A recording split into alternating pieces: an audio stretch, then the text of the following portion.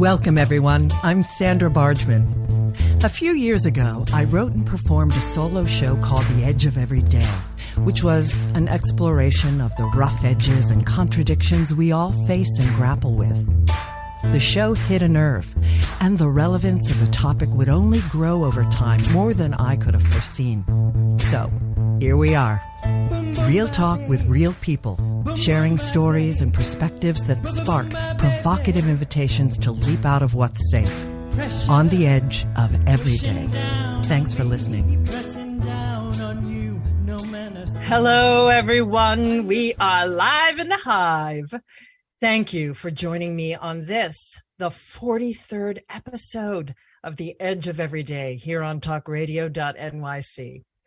For those of you who are tuning in for the first time, and for those of you who don't know me yet, I encourage you to check out my bio on talkradio.nyc, or of course, you can visit my website, sandrabargman.com. And please tune in to any of my previous episodes with my inspiring guests. As my loyal listeners know, this show is about celebrating triumphs, pushing boundaries, and exploring rough edges. Through conversations and shared stories with friends and colleagues, it's my hope that we can begin to understand our edges.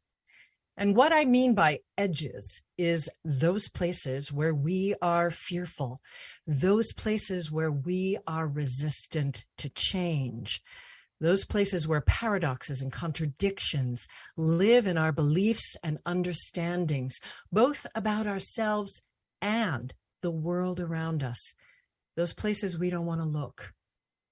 Listen, we live in turbulent times, and we are coming to understand that life simply isn't black or white. It must be an embrace of both. And the more we recognize our own edges and get real about them, the more we can help others to do the same.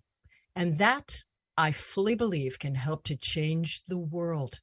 So, thanks again for tuning in. And without further ado, it is time for me to introduce my guest this evening. Marianne Schnall is a journalist, author, activist, and interviewer whose work has appeared in Forbes, CNN.com, Huffington Post, Time.com, the Oprah Magazine, Marie Claire, Glamour, Women's Media Center, and many other media outlets. Her wide-ranging interviews with global leaders span fields as diverse as entertainment, politics, business, spirituality, and environmental and social activism, and include Oprah Winfrey, Maya Angelou, Melinda Gates, President Jimmy Carter, Dr. Jane Goodall, Speaker Nancy Pelosi, Gloria Steinem, Sheryl Sandberg, Anita Hill, Jane Fonda, Stacey Abrams, and hundreds of others. Marianne is the founder of What Will It Take Movements, whatwillittake.com, a media collaboration, learning, and social engagement platform. And she is also the founder of feminist.com, a leading women's website and nonprofit organization that fosters awareness, education, and activism for people across the world. She serves as senior media and communications consultant to the Global Center for Gender Equality. Marianne is the author of What Will It Take to Make a Woman President? Conversations about Women, Leadership, and Power, which features interviews with politicians, public officials, thought leaders, writers, artists, and activists. Her latest books, published by Simon & Schuster, include Leading the Way, Inspiring Words for Women on How to Live and Lead with Courage, Confidence, and Authenticity, and Dare to Be You, Inspirational Advice for Girls on Finding Your Voice, Leading Fearlessly, and Making a Difference. She is the host of the podcast Shiftmakers that highlights exclusive insights of luminaries and movement makers as they share wisdom on how to be an authentic change maker today. Marianne graduated from Cornell University with a BA in English, and she is also the graduate of the Women's Media Center's Progressive Women's Voices Media and Leadership Training Program. For more information, you can find her at marianneschnall.com. Hello and welcome, Marianne. It is wonderful to be here. It's wonderful to have you. You know, and just to let all my listeners in, that's not her full CV. I mean, it's just incredible, the work that she does. And I like a good long CV because unfortunately, within an hour, we can't possibly touch on all of the extraordinary work that you do, that my guests do. So I like to include a lot of that. So thank you. Thank you again for being a guest on The Edge of Every Day. Thank you for having me and for that wonderful introduction. A complete and utter pleasure. So I like to start my shows with how I know my guests. And Marianne and I met in the most unlikely of ways. So I had a very well-known photographer, headshot photographer, that lived by me in the Catskills, by my home in the Catskills, which is where I'm tuning in from today.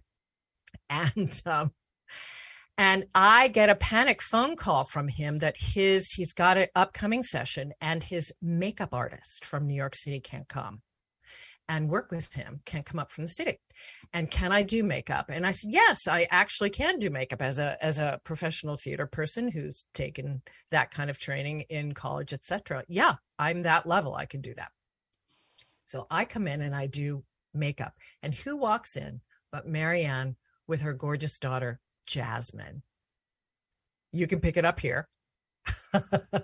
Oh, am I supposed to tell from the evolution? Oh, no, that you just know, and that Jasmine was wonderful, and that you and I just had a glorious conversation and I'm learning about you and learning about Jasmine, who has turned into this extraordinary young woman, both your daughters, but I'll get to Lotus too. We're going to plug them both. And, but we just forged this lovely bond over makeup and photography, which I just adore. It's amazing how life works that way. The universe who knew the many different twisty ways we've worked together since then. It's been really fun to bring us to this moment. Then fast forward, I end up doing a little photography for Lotus. At the time she's 11. Fast forward, I start to work, thanks to our friendship. I work with Lotus she's a marvelous songwriter, singer-songwriter. And do you want to share a little bit about what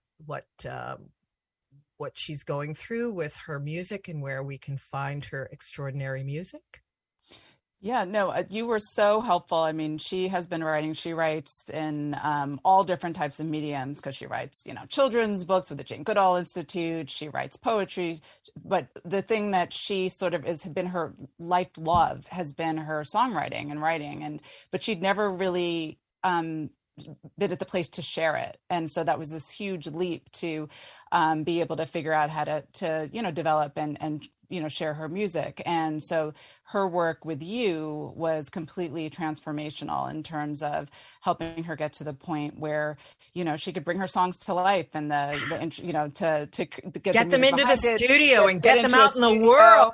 Get into now, you can find lotusk.com. She's released her first album and these singles. She's working on new music. It's been pretty incredible. And you were just, a huge part of her journey. So, and I want to give thank you. And I want to give a shout out to Julie Last and Coldbrook Studios, she also was wonderful in the creation of those recordings and bringing that all to life. So both of your daughters are such a reflection of the work that you do, and extraordinary work. And speaking of Lotus, so now we're going to dive into you, of course.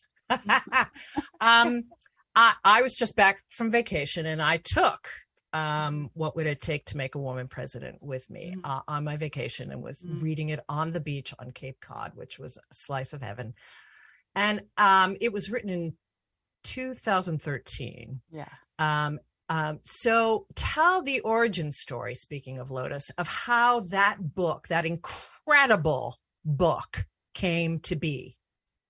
Oh, thank you. This is another example of, how things come out of unexpected places. I had been knowing I was going to, write a book, but I wasn't sure exactly what the theme. I was playing around with a lot of different ideas.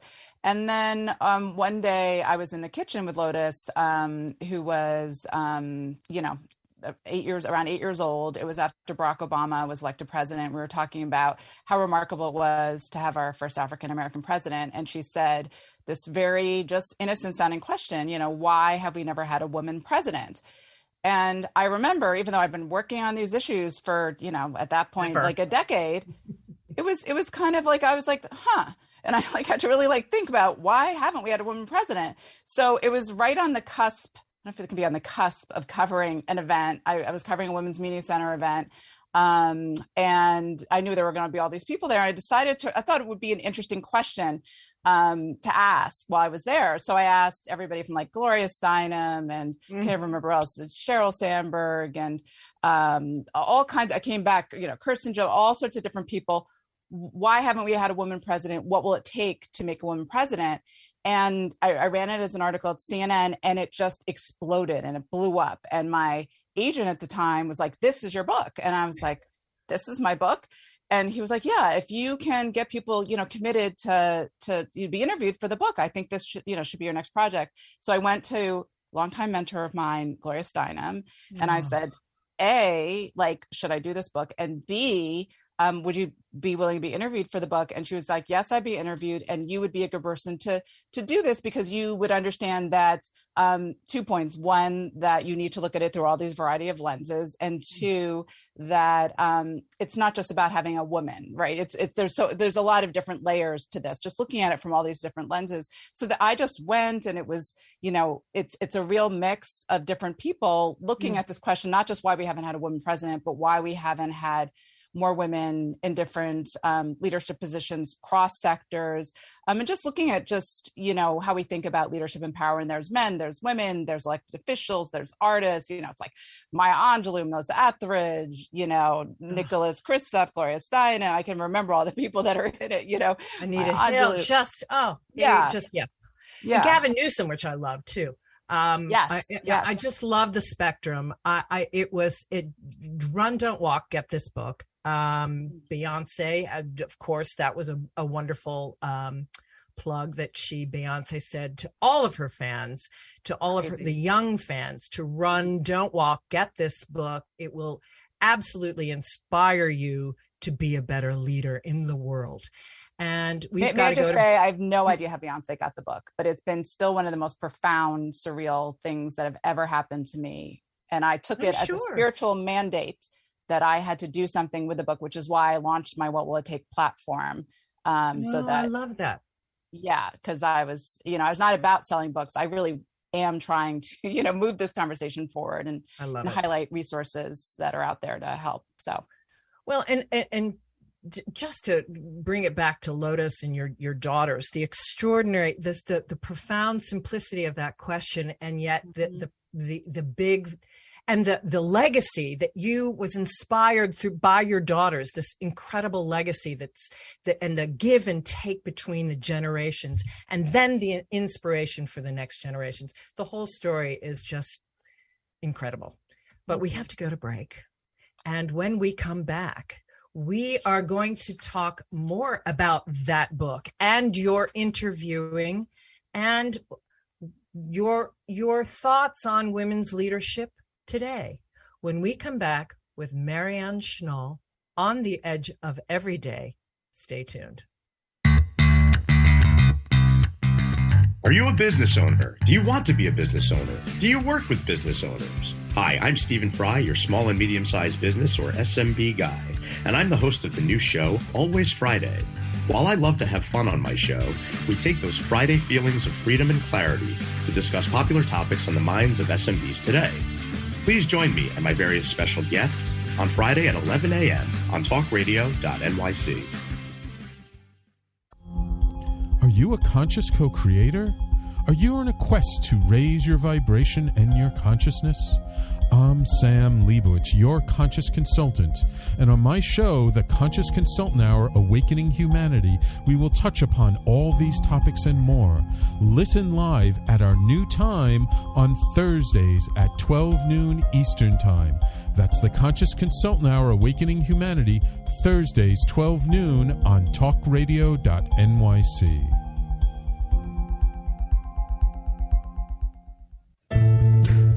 Are you on edge? Hey, we live in challenging, edgy times, so let's lean in.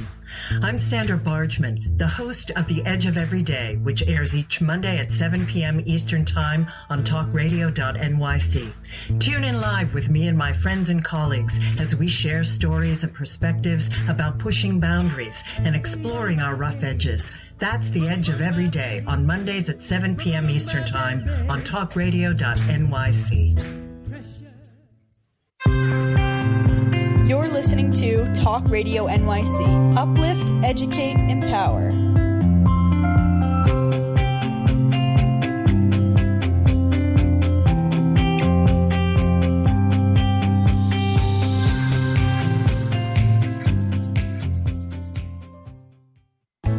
Chipping around, kick my brain to the ground. These are the days it never rained, but it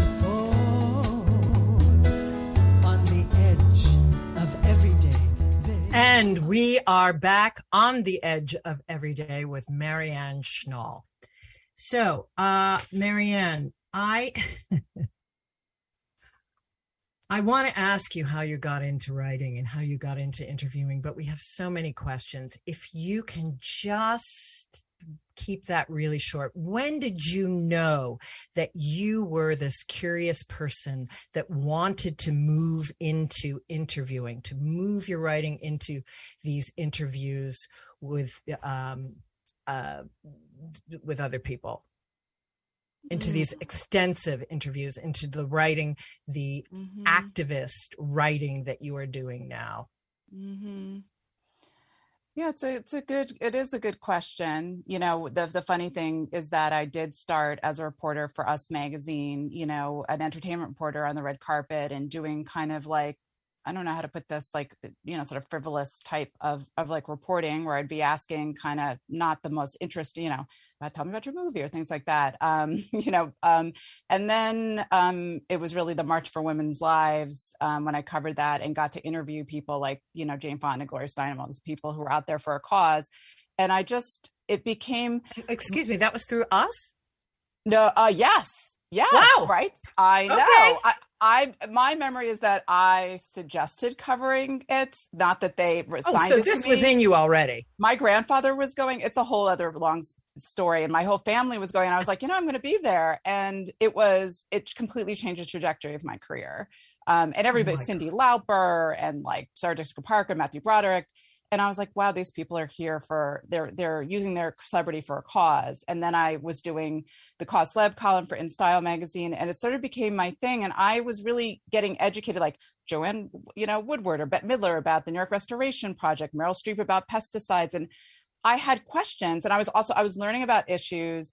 It just became just sort of I really was learning. And I had natural curiosity. And then also, just like you do, it was also like I was realizing I enjoy the conversation of, you know, just like I'm going to share something and they would share something. And it just became my thing. But I do sort of consider myself sort of like a little bit, I think you'd probably do too, like a conduit for like, these are very important messages and causes. And how can I write questions that will best elicit the most meaningful wisdom? I know you relate from them to, you know, help the cause, help them, help humanity and the world. So that's. Well, before I jump into that next question, I have to put this in. I so admire you and your work, and that you have been doing this and digging into all of these understandings and these issues in a way that it took the former crazy president for me to really want to dive in a more profound way. I mean, if we can say anything about that presidency, how he lit the fire for women I was never shy about staying abreast of politics or being vocal about my opinions, but how I've dug into the issues and where I had blinders and what bubbles I lived in was extraordinary. And you've been on the front lines of this for over 20 years. So I admire your work greatly. And on that note, who was your first big interview? You just rattled off a whole bunch of names, but who was your first? Oh my God. Can you remember? I mean, there've been so many, because again, and then I almost like the people I did first, I don't sort of count that, because obviously I interviewed some cool people for that, but it was like the deep interviews. Right. Probably, I feel like one of the very first really big ones was probably Gloria Steinem, honestly, who I've now interviewed, I feel like maybe 20 times, over the years. There's a lot of people like that I've interviewed, like serial interviews, like Maya Angelou twice, and like V. Enzler, probably also like 15. And that's like, which I really enjoy because we've all been on our journeys together. But and become friends. Yeah, Oprah twice, it has a little bit of a familiarity, like how you and I have a familiarity, which is nice. And you can kind of pick up where you left off, and you've both grown. Yes. So it's so hard to say. I've interviewed so many. Right. Well, speaking of grown, what have you learned from all of these iconic change makers? What that you've interviewed? What are your favorite nuggets of wisdom that you've gleaned? And that's a huge question, I realize, but go for it. And there, I literally actually have, you're right. I have learned so much. So I can't possibly list them all, because I actually feel like so much of who I am as a person has come. And don't even ask my daughters. I'm constantly around being like, as Jane Fonda said, you don't have to be perfect. You just have to be whole. Or, Maya Angelou will say. So I'm constantly going off with, little, or Anna Huffington says, that's just your obnoxious roommate in your head. I'm constantly quoting like little things. But what was the question? I really do feel that one of the things that has been most meaningful that I've learned has been that, we're taught in life to almost just, shudder to think about all the things that you're going to, go through, that the thing you have to avoid all of these, crises or things that might happen in your life, but it's the obstacles and it's the difficult times that, in my experience, having interviewed some incredible change makers, are those very things where you learn the most about yourself. That is something that Maya Angelou said to me, that, every time you get down, getting back up, it shows you who you are. But that also this concept of, which is something I got from V, formerly Eve Enzler, who's founder of V-Day, the concept of turning pain into power. I just, in fact, tomorrow, a piece that I wrote, hopefully tomorrow, the day after, with Congresswoman Cori Bush, if you know who she is, she has an amazing memoir out. And these are people who have been through traumas, and what they've learned from it, and then they've used it to make them stronger. But also, she's now out there. She, is the first Black woman to represent Missouri in Congress, but she's now taking her lived experience and it's informing her policy. Or, the people that I speak to, like, just, all the different ways that you can sort of use your experience in order to help others, but to also just, develop kind of your courage and your strength and your sense of who you are. So I think that's a really big one. I think the other thing that really I took away, because, you're taught that we should all sort of strive for fame and fortune, that's and then I speak to these celebrities And some of them, the one that always sticks with me is Natalie Portman, who at the time I spoke to her for Entertainment Weekly, she's Goodwill ambassador for Finca International that works to help, women in developing countries, to develop their economic, sustainability. And she was talking, when I said, how's it feel to help these women? And she said, oh, well, it's not as much for them as it is for me.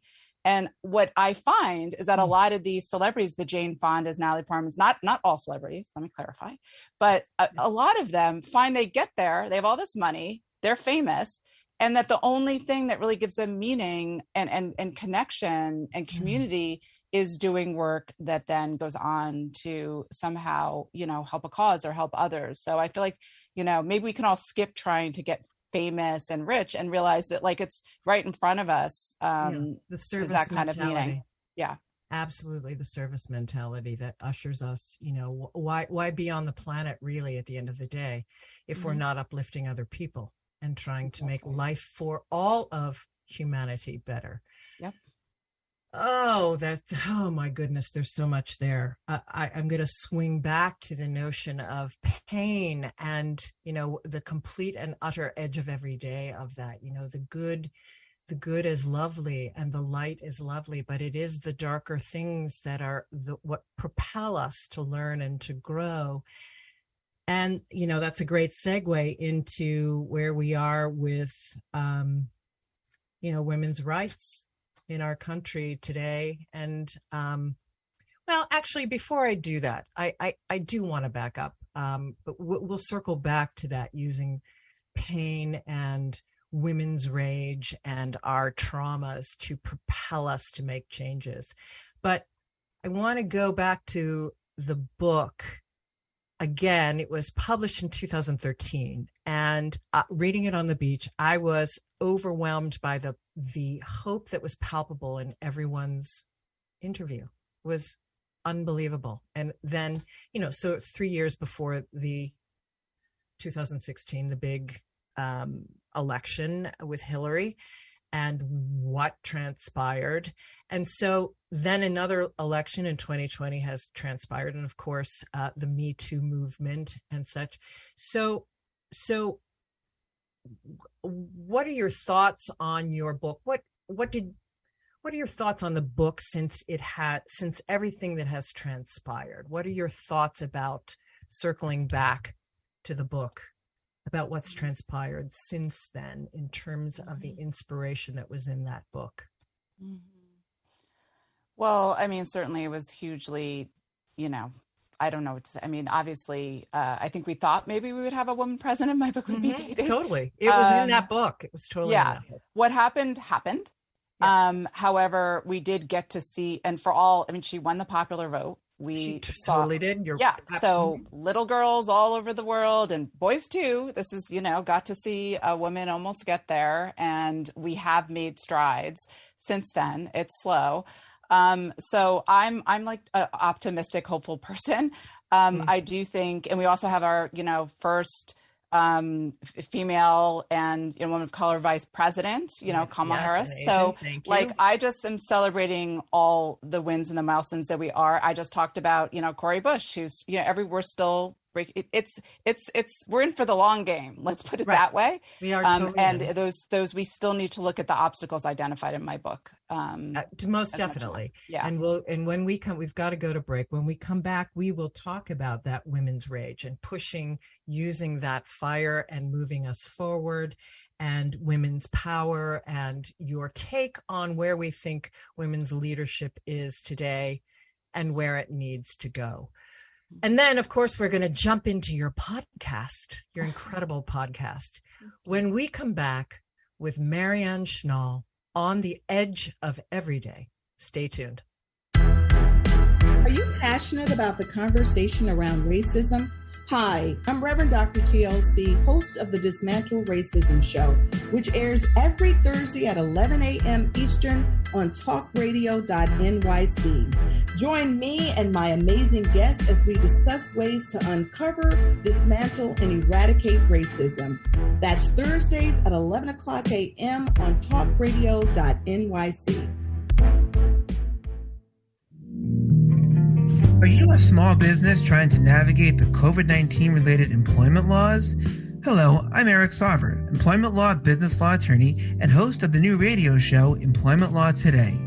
On my show, we'll have guests to discuss the common employment law challenges business owners are facing during these trying times. Tune in on Tuesday evenings from 5 p.m. to 6 p.m. Eastern Time on talkradio.nyc.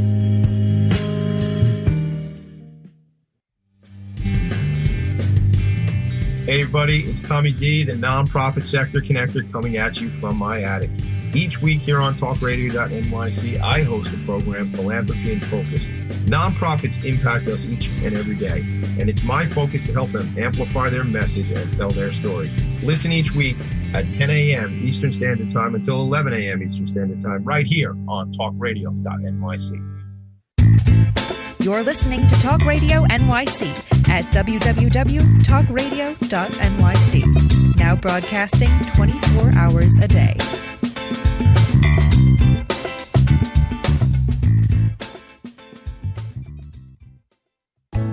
Chipping around, kick my brain to the ground. These are the days it never rained, but it pours on the edge of every day. And we are back with Marianne Schnall. So doing my lovely research on you, I was reminded of this quote: when sleeping women wake, mountains move.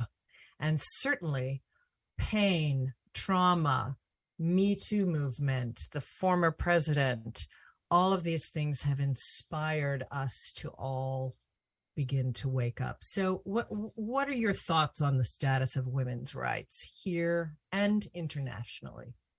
Take a deep breath on that one. I know. And we understand you're not an oracle. Well, I mean, let's put it this way.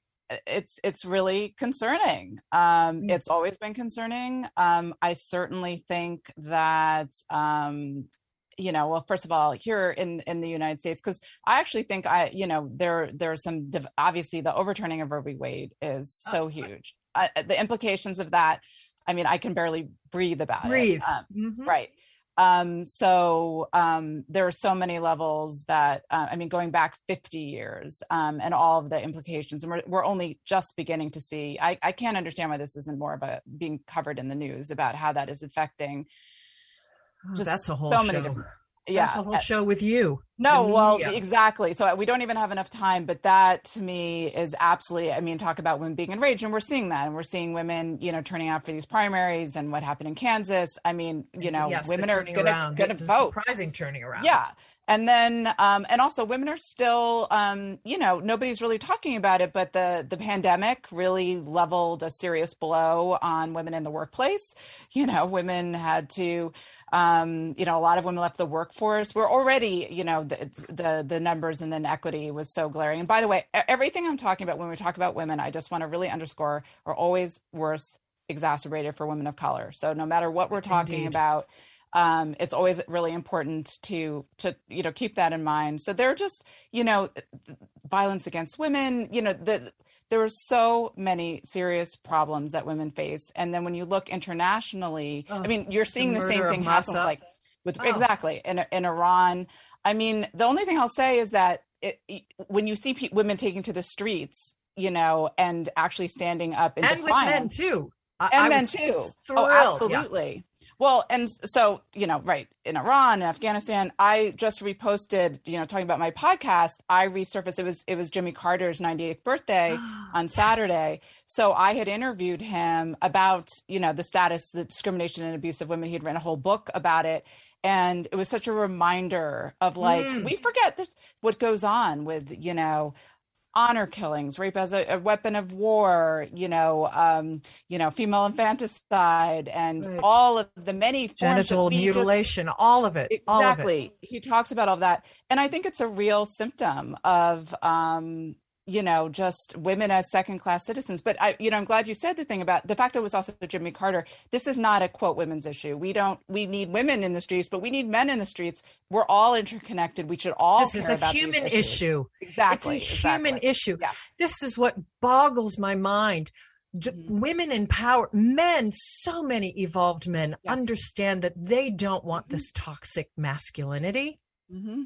They want empowered women, and they want to be free to not be that stereotype of that crazy toxic masculine. Well, I have to say, I'm in the middle of doing a piece that should probably be up by next week. I don't know if you know who Justin Baldoni is. He has a book, no podcast, Man Enough, Don McPherson, former NFL veteran, Ted Bunch from A Call to Men.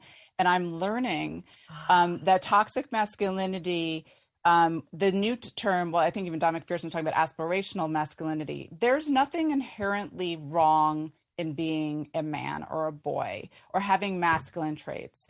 It's about how to, like Justin Baldoni talks about, redefining masculinity. Because as you said, men are just as impacted by constrictive gender roles as women are. So we do need to have them be part of this conversation, or we're never really going to get to see the change that we need to see for all genders. Amen. Well, that's a good seg. We can go on and on about that, but I do want to get to change makers and shift makers. And I want to talk with you about shift makers. And where's my... So, yes. Do you see an evolution or a rising of consciousness? I love that question. Do you see, and your podcast is called Shift Makers. What, honestly, what to you does being a shift maker mean? Oh my God. Well, you're a shift maker. So a shift maker to me is somebody who is helping to usher in new paradigm shifts in the world that are absolutely, necessary to,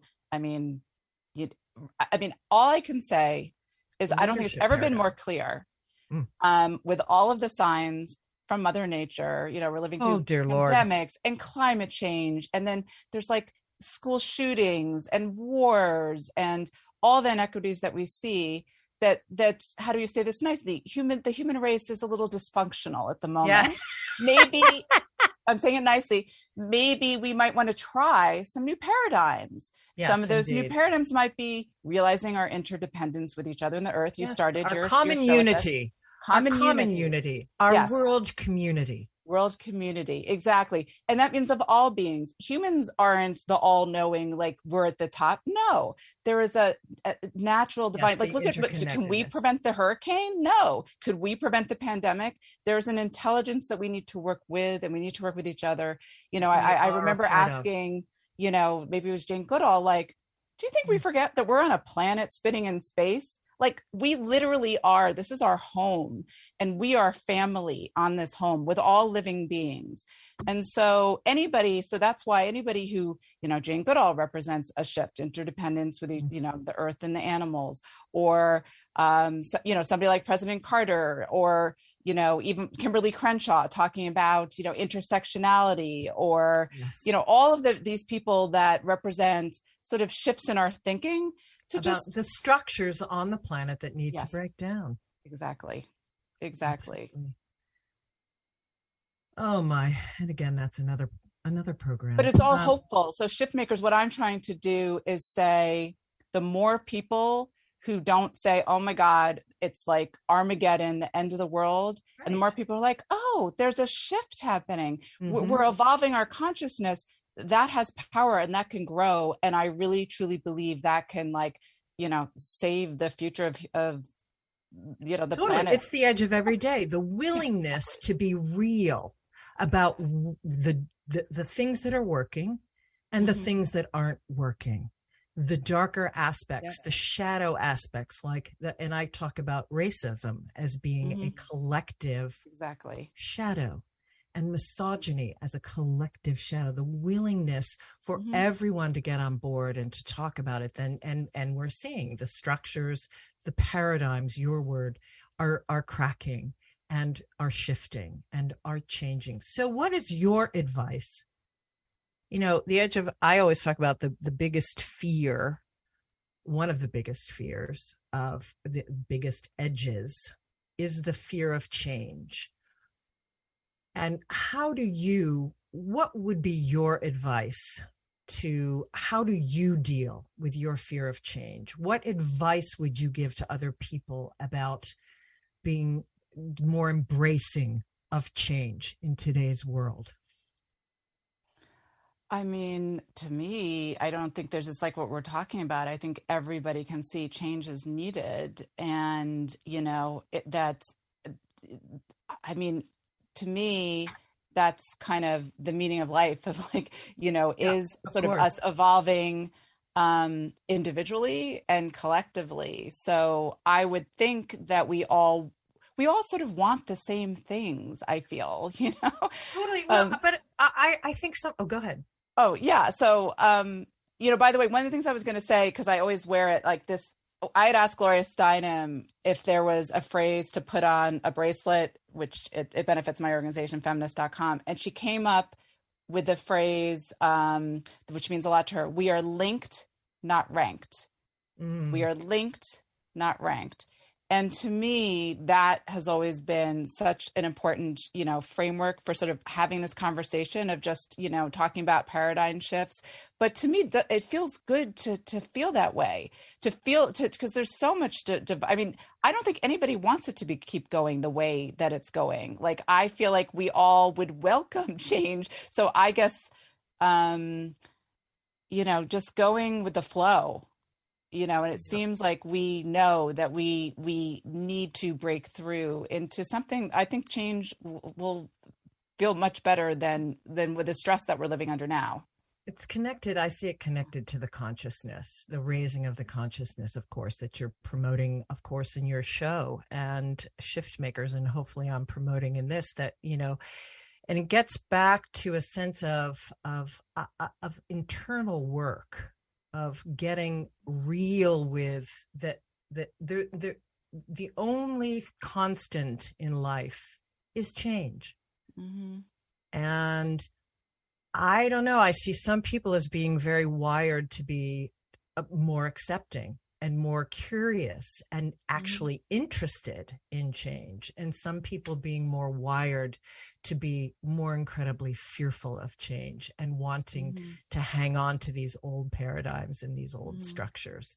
So I find that to be a real conundrum. Well, we can't control when I deal everybody. with people. Yeah. You know? I mean, I think it's that like I've started to learn on focusing on the people, you know, like let's boost our signal. There's some people that aren't going to change, but also like just going to get it.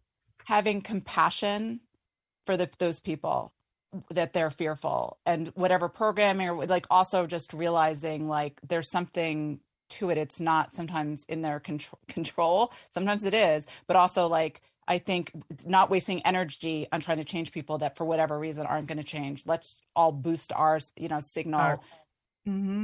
Uplift our signal, indeed. And, you know, as an interfaith minister, I always say, you know, we're bridge builders, and I should be wanting to have these conversations with people that, you know, QAnon people. But no, I said, you know, those kinds of conversations, I can't.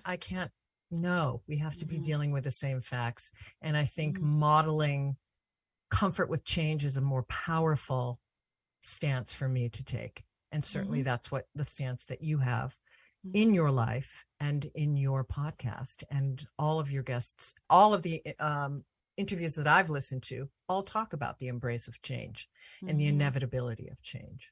And that also means, you know, in like my interview with Oprah, which I interviewed her about her documentary Belief, about the commonalities across all religions. But, you know, the reminder of like what you were saying, it does start with like your internal world, and just, you know, you have to start there, you know, and find time for that too. Cause I think there's so many inputs that are overwhelming. And I think, you know, it's that the be the change thing is also just realizing you first have to take care of your own, you know, spaceship. I like that, spaceship. I totally like that. I'm stealing that. Well, that's a great place for us to take a break. And when we come back, I'm going to ask you, how do you stay balanced and how do you stay hopeful? And when we come back with Marianne Schnall on the edge of every day, we'll get to that, and we'll get to her leading edge when we come back. Stay tuned. Hey everybody, it's Tommy D, the nonprofit sector connector, coming at you from my attic. Each week here on talkradio.nyc, I host the program Philanthropy in Focus. Nonprofits impact us each and every day, and it's my focus to help them amplify their message and tell their story. Listen each week at 10 a.m. Eastern Standard Time until 11 a.m. Eastern Standard Time, right here on talkradio.nyc. In a post-COVID world, you may have many unanswered questions regarding your health. Are you looking to live a healthier lifestyle? Do you have a desire to learn more about mental health and enhance your quality of life? Or do you just want to participate in self-understanding and awareness? I'm Frank R. Harrison, host of Frank About Health, and each Thursday, I will tackle these questions and work to enlighten you. Tune in every Thursday at 5 p.m. on talkradio.nyc, and I will be Frank About Health to advocate for all of us.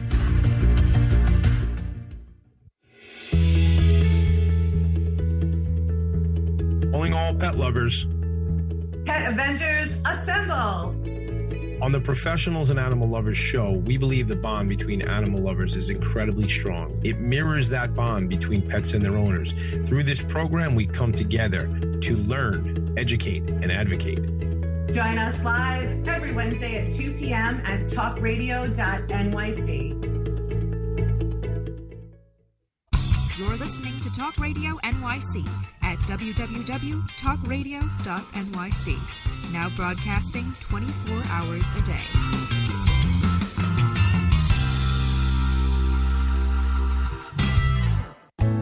Chipping around, kick my brain to the ground. These are the days it never rains, but it pours on the edge of every day. And we are back with Marianne Schnall. Before we get into how do you keep balanced and hopeful, Marianne, I do want to connect to your bracelet one more time, because I'm thrilled to tell you I read about it and I ordered one. What is the phrase again? We are linked, not ranked. So what does you started to say what that meant to you, but specifically, more specifically, it was created by Gloria Steinem. What's the message with that? To me, it's everything that we're talking about. It's that sense that there is no hierarchy, that we are the word all. I wanted to hear. Yes, no hierarchy. To me, it's across, all the many false divides that we, are often use to divide us or rank us. So or other us, all of it. Exactly, all of them: race, gender, class, ability, sexuality, religion, whatever, global divides, but also with the earth, with the animals, right? Indeed. It's to me, the more I've thought about it, the more profound it gets.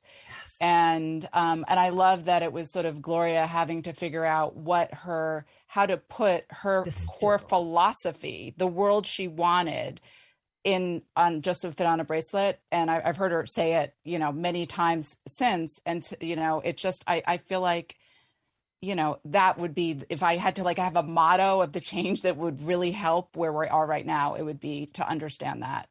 Yeah, it's very profound. And to purchase one of these is on your website, Marianne. It's we are linked, not ranked.com. Yes. Okay. Yes. And the link is on your website as well. Yes. And in addition to supporting my organization, 25% also goes to Gloria's foundation too. So, and she loves the bracelets, which makes me so happy, also. And then I just wear them to remind me of the message and for good luck, and because they're pretty. They're gorgeous. And that's why I ordered one. For all of those reasons, to remind myself. I loved reading about the message, how it was created. Oh yeah, you have to, because it actually came from this whole Imagine project. It started with Yoko Ono, and it was Imagine. You can read the whole thing of how it evolved, but yeah. So and one day I'd love to have even, more products and all different things, because I'd love to see, everybody with this message. Amen. Amen. So again, how do you, Marianne, stay balanced and hopeful in these tumultuous times? And what advice would you have for your younger self? Well, these are all questions like I ask other people. I'm not used to answering them myself. Okay, let me think. Well, it's a constant practice. It's, it's not something you can perfect, and I'm better some days than others. I see you as we said, like today, when the tree, fell in the backyard, knocked down the whole swing set, and the phones weren't working. One of the things is like going with the flow a little bit. Just like, and also just like we were talking about having gratitude. Okay. Didn't hit the house, didn't hurt anybody, like trying to have perspective, gratitude. That's an ongoing thing.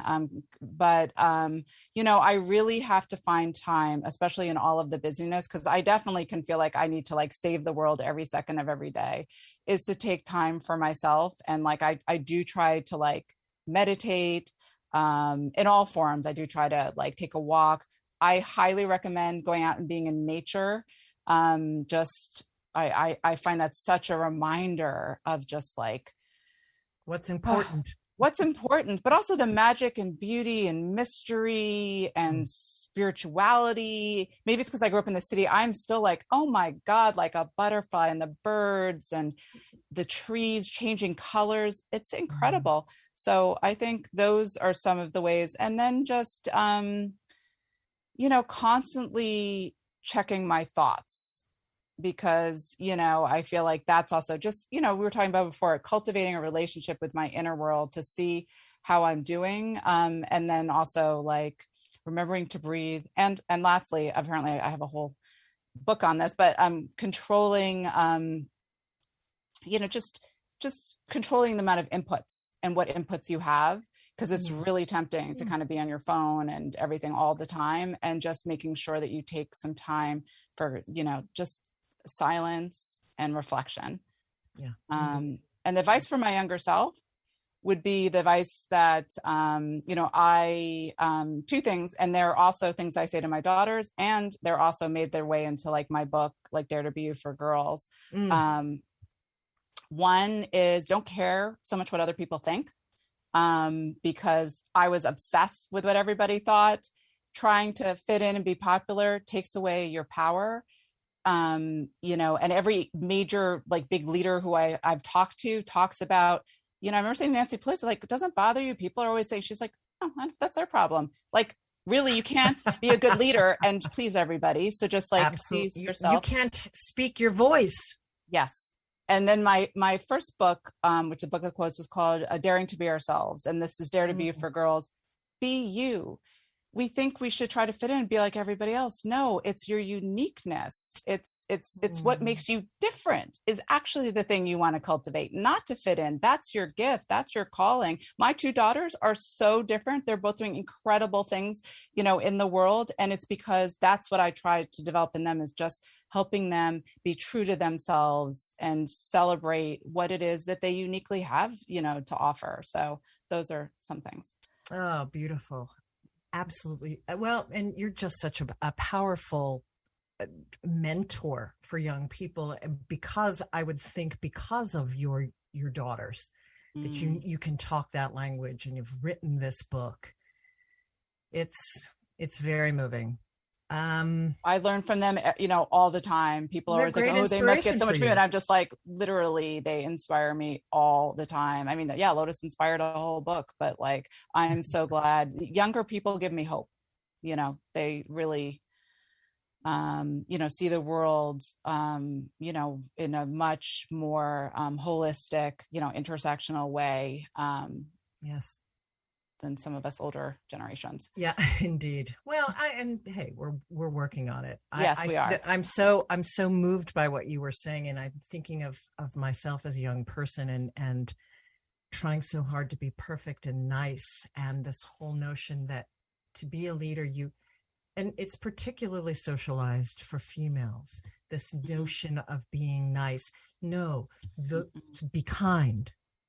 And in today's turbulent, to our point about reaching out across to people that want to move us backwards, we can still be kind and be very forceful in our speaking our truth and speaking our voice. And in particular, young women need to hear this. Mm-hmm. Oh yeah, more than ever, we're definitely being called, to use our voices. And that was the one point that Maya Angelou made in both my interviews, was the importance of courage. said that without courage, you can't practice any other virtue, consistently. And in today's times, we need women who are often told, as you were saying, to please and be nice and not make trouble and, sort of back into the corner. No, and we're seeing it though. So as you said, if anything's come out of the turmoil of these past years, it has been, it has really woken us all up, but particularly women are, connecting to their hearts. Yes. Courage, your heart, connecting to our heart and what we're most compassionate and passionate about with passion. Mm-hmm. Mm-hmm. Oh, well, I have a million more questions, Marianne Schnall, but of course we are coming to the end of our hour. So I am going to stop and invite you to come back again another time. I'd like to continue this conversation in our future. And to thank you so much for being on the show tonight. Well, thank you for having me, and thank you for this show, because this is, exactly, shift making. I really appreciate, I resonate with the message of the show and what you're trying to do, and, grateful for our longtime connection. Indeed, me too. So where can we find you? MarianneSchnall.com. Yes. And so is that's the best spot, or? Well, yes. All things lead to MarianneSchnall.com. All my articles and books are there. Shiftmakers is my podcast, my platform, whatwillitTake.com, feminist.com, which will be going through a whole, what should I call it, like reimagining soon. But yes, Marianne Schnall. A little bit of a Wild West right now, but it's being redesigned. But you can find links to just about anything you might need to know. Right. And you're also on Facebook and LinkedIn and Twitter and all of those places. You are ubiquitous. You are everywhere. And you have to be. Not saying I. Yes, you must be. You're right. You must be in today's world. Because I'm using my platform to spread the all these important messages. You have to do what you got to do to get the word out. So absolutely. If I have to tweet every once in a while, I'll do it. We can take a break from our phones, and then an hour later, back on there, getting the message out. I'm thankful. We're all finding each other, kindred spirits. So indeed. Well, I for those of you who are listening in, I thank you so much. As you know, each and every day, we are always at the edge of the miraculous. So again, I thank you, Marianne. One last nugget of wisdom before we say goodbye. Realize that right now, anything you do, well, first of all, vote. Any change. There you go. First of all, that's the nugget. Well, hello. But also, one last thing, as Jane Goodall said, everything that you do every day makes a difference. So decide what type of difference you're going to make. What you say, what you buy, what media you can consume, and companies you support, who you vote for, everything you do. So just to be more aware, so we can all together work to, make a better world for us all. Amen. Thank you. Thank you. To those listening in, we will see you next week. Remember again, always at the edge of the miraculous. This is our last dance. This is our last dance. This is ourselves under pressure. Under pressure. Under pressure.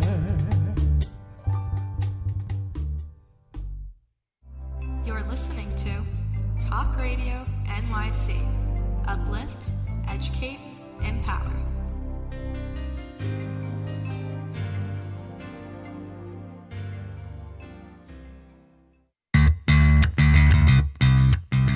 Are you a business owner? Do you want to be a business owner? Do you work with business owners? Hi, I'm Stephen Fry, your small and medium-sized business or SMB guy, and I'm the host of the new show, Always Friday. While I love to have fun on my show, we take those Friday feelings of freedom and clarity to discuss popular topics on the minds of SMBs today. Please join me and my various special guests on Friday at 11 a.m. on talkradio.nyc. Are you on edge? Hey, we live in challenging, edgy times, so let's lean in. I'm Sandra Bargman, the host of The Edge of Every Day, which airs each Monday at 7 p.m. Eastern Time on talkradio.nyc. Tune in live with me and my friends and colleagues as we share stories and perspectives about pushing boundaries and exploring our rough edges. That's The Edge of Every Day on Mondays at 7 p.m. Eastern Time on talkradio.nyc.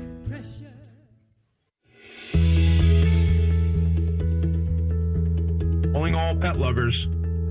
Pet Avengers, assemble! On the Professionals and Animal Lovers show, we believe the bond between animal lovers is incredibly strong. It mirrors that bond between pets and their owners. Through this program, we come together to learn, educate, and advocate. Join us live every Wednesday at 2 p.m. at talkradio.nyc. In a post-COVID world, you may have many unanswered questions regarding your health. Are you looking to live a healthier lifestyle? Do you have a desire to learn more about mental health and enhance your quality of life? Or do you just want to participate in self-understanding and awareness? I'm Frank R. Harrison, host of Frank About Health, and each Thursday, I will tackle these questions and work to enlighten you. Tune in every Thursday at 5 p.m. on talkradio.nyc, and I will be frank about health to advocate for all of us. Passionate about the conversation around racism? Hi, I'm Reverend Dr. TLC, host of the Dismantle Racism Show, which airs every Thursday at 11 a.m. Eastern on talkradio.nyc. Join me and my amazing guests as we discuss ways to uncover, dismantle, and eradicate racism. That's Thursdays at 11 o'clock a.m. on talkradio.nyc.